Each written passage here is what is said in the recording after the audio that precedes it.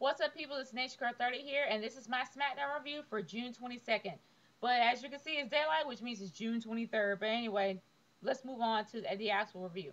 It was nice to see Tay Long come out there, especially after he was held by an iron fist, well, by John Laurinaitis. But it would have been nicer if I actually heard how he felt about John Laurinaitis being gone, what he was going to do in the future, what they were gonna do with him now that he's gone and he no longer has a job with John Laurinaitis. It would have been nice to actually hear what Teddy Long felt, especially after he was held under for so long. But unfortunately, that was cut short by the Big Show. Now, the Big Show, I have been literally 50-50 with this guy since he turned heel. Before, I was actually drawn in by his actions, but then when he starts talking, it kind of sucks me back out. So I'm still 50-50. And now I'm continuing to be 50-50 because he's explaining himself again in the ring. And now he's going to put himself in the Money in the Bank match. Yeah. Honestly, this is not going to happen. The Big Show, I highly doubt he's going to be champion again. I really don't know why they're doing this, but still, I don't see this guy as a credible heel. I don't.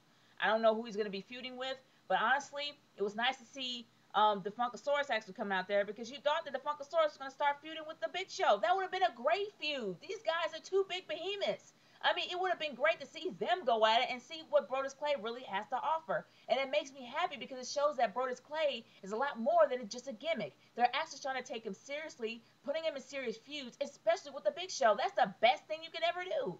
So I really was looking forward to that until it was cut short. And unfortunately, the Big Show was just completely annihilated Brodus Clay. But it was after he got hit in the back of the leg from David Otunga. God bless that guy. He will practically do anything he can for his 50 minutes of fame, or his 3 minutes, or 2 minutes, or whatever. He will do whatever he can because let's face it, he was Johnny Ace's right hand man and I guess part-time lawyer. But now that Johnny Ace is gone, he's going to actually have to be a wrestler now. So God bless that guy for actually going out there and trying to get himself noticed. So I'm not going to completely hate on that. But I have to say, it was funny when he busted out with the whole Carlton thing and the Carlton version of the Funkasaurus. I actually thought that was hilarious. But, moving on from there. I have to say that I was pretty much interested in the tag team match. The primetime players versus the Usos. Because honestly, the primetime players have been literally in the prime time since they've gotten there. And I'm not going to lie, they're pretty much the whole watered down PG version of Crime Time. Let's face it, they're the watered down version of Crime Time. And but it seems to be working. I've already explained myself about that whole thing, but it really does seem to be working. But it kind of makes you realize that, like, backstage after that match ended, showing how great and dominant these guys are with AW behind them, like in the backstage segment when they actually had a fight with Epico and Primo, that shows that they're gonna actually start a tag team feud, people, a tag team feud. They haven't done a tag team feud in years. I would love to see that happen. Seriously, love to see that happen. I'm looking forward to it. But honestly, my match of the night, my personal match of the night was Christian versus Alberto Del Rio. Because Alberto Del Rio has been a dominant heel as of late.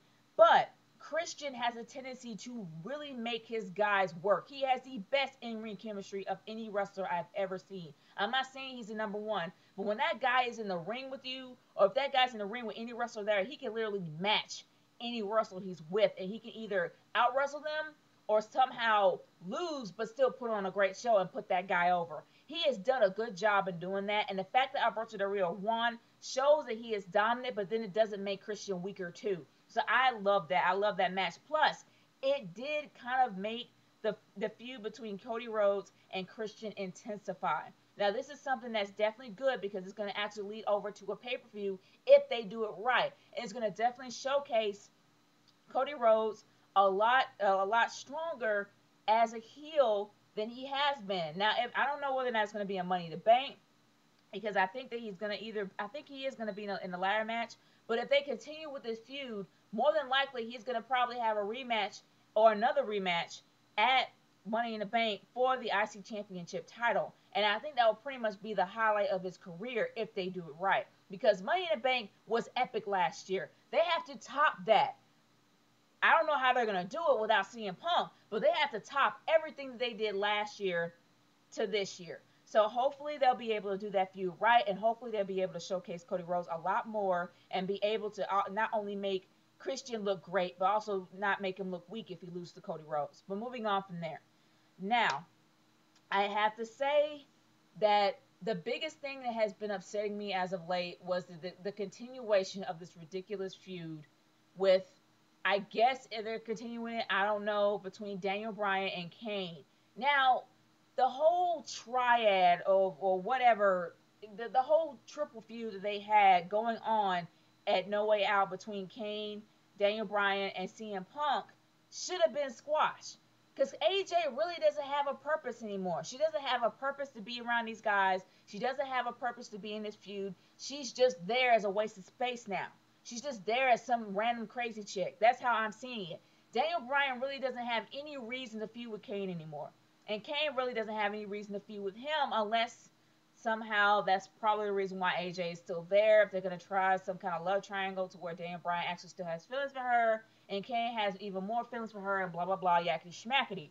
And I guess that's probably what they're going to happen there. But in my opinion, AJ, as much as the world loves her, as much as every dude wants to bone her, and as much as Daniel Parkin wants her to be with him, whatever. I'm calling you out, Daniel. But anyway, as much as everybody wants to be with AJ, I'm sorry, is a waste of space in this feud. There's really no purpose for her anymore. And there's no purpose for Daniel Bryan, and this match just seemed completely irrelevant and random. And I didn't really like it that much at all. I don't really like it when my monsters are downgraded and completely demasculated, if I have to say it that way, because let's face it, his balls is in her hand. And I hate to sound crude, but let's put it that way. That's pretty much what it is. She cut them off and she's holding on to them.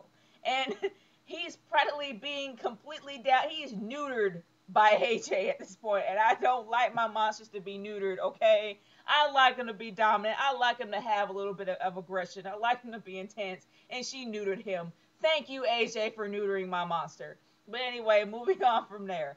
Okay, here comes, and I know that there's other matches there that happen, especially with Ryback. I don't care much for Ryback. I really am looking forward to a possible feud with someone of his same caliber, like Mason Ryan, his same build as a powerhouse. I'm looking forward to that more than anything else, but unfortunately he's still squashing people, so blah, whatever. Next.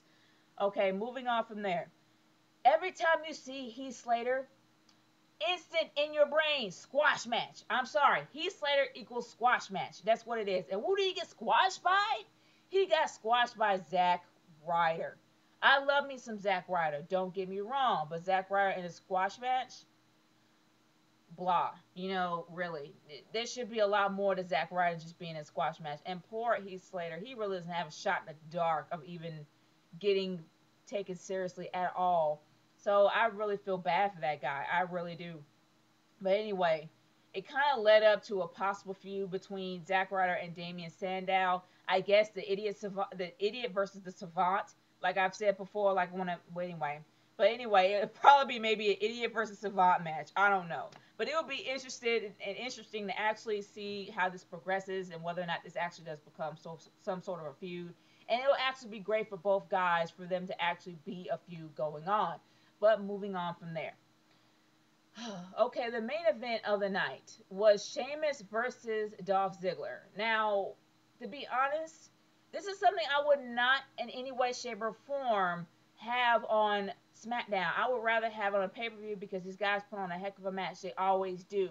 And it's a shame that Dolph Ziggler was not able to actually have his moment on a pay-per-view. He has to do it on Smackdown. So the match was not bad. The match is always great, but I still think it should have been on a pay-per-view. That's how I'm seeing it. So instead of giving it a letter rating like I used to for all my reviews, I'm actually going to give it a thumbs up, which is awesome. In the middle, which is like 50-50, and a thumbs down, which means it just flat out sucks. So I'm actually going to give it this. It's going to just be somewhere in the middle because it was 50-50. 50% entertaining, 50% blah. So that is my verdict. I am sticking to it. Nation Girl 30, signing off. Peace. Later. Leave your comments down in the comment section below. Peace.